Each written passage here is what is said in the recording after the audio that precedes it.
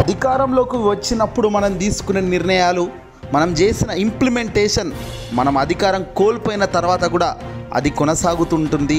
తీసేసే కార్యక్రమం చెయ్యనంత స్ట్రాంగ్గా ఉంటే అంతకన్నా గొప్ప నిర్ణయం ఏముంటుంది?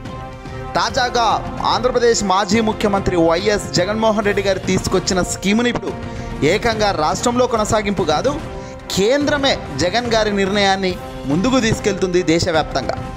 అవును, జగన్ సర్కార్ చేసిన మార్పులను ఇప్పుడు కేంద్రం సైతం దేశవ్యాప్తంగా చేస్తూ రంగం సిద్ధం చేసింది.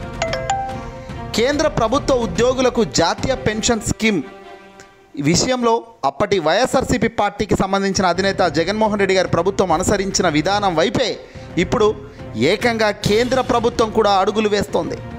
2004 నుంచి అమల్లోకి వచ్చిన జాతీయ పెన్షన్ స్కీమ్ ద్వారా ఉద్యోగుల రిటైర్ అయ్యేంత వరకు పెన్షన్ చాలా తక్కువగా వస్తుందని, పాత పెన్షన్ స్కీమును అమలు చేయాలని కేంద్ర ప్రభుత్వ ఉద్యోగులతో పాటు వివిధ రాష్ట్ర ప్రభుత్వ ఉద్యోగులు డిమాండ్ చేస్తున్న విషయం మనందరికీ తెలిసిందే.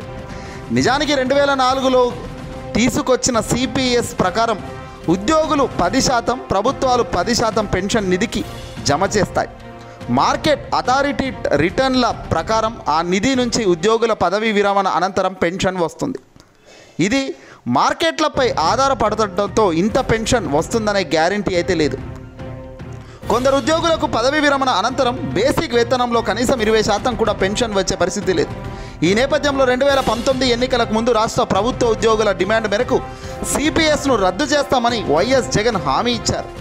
అయితే సిపిఎస్ కేంద్ర ప్రభుత్వం తీసుకున్న నిర్ణయం అయినందున దీనిపై జగన్ ముఖ్యమంత్రి అయ్యాక సుదీర్ఘ కసరత్తు చేశారు.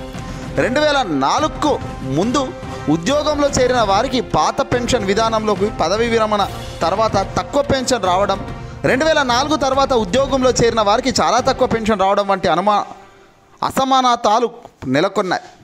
దీన్ని రద్దు చేసి పెన్షన్ విధానంలోకి వెళ్తే రాష్ట్రాల ఆర్థిక వ్యవస్థలపై భవిష్యత్తులో పెనుభారం పట్టమే కాకుండా జీతాలు, పెన్షన్లు చెల్లించలేని పరిస్థితి నెలకొంటుందని ఆర్బీఐ వంటి సంస్థలు అధ్యయనాలు పేర్కొన్నాయి. ఈ నేపథ్యంలో సిపిఎస్ ఉద్యోగులకు మేలు చేయాలనే తపనతో జగన్ సర్కార్ సుదీర్ఘ కసరత్తు చేస్తూ రిటైర్డ్ ఉద్యోగుల జీవన ప్రమాణాలను కూడా నిలబెట్టేలా గ్యారంటీ పెన్షన్ స్కీమును రూపొందించింది. బేసిక్ జీతంలో 50% అంటే 1,00,000 జీతం ఉంటే రిటైర్ అయిన తర్వాత 50,000 పెన్షన్గా వస్తుంది. 62 ఏళ్ల తర్వాత రిటైర్డ్ అయితే 82 ఏళ్ల వరకు కూడా అదే స్థాయిలో జీవన ప్రమాణాలు ఉండాలన్న ఆలోచనతో ఈ నిర్ణయం తీసుకొని అడుగులు వేసింది. ఇప్పుడు 2004 పెన్షన్ సంస్కరణలను కాపాడుతూనే జగన్ సర్కార్ జాతీయ పెన్షన్ స్కీమ్ మార్పులు చేస్తూ జీపీఎస్ను తీసుకొచ్చింది.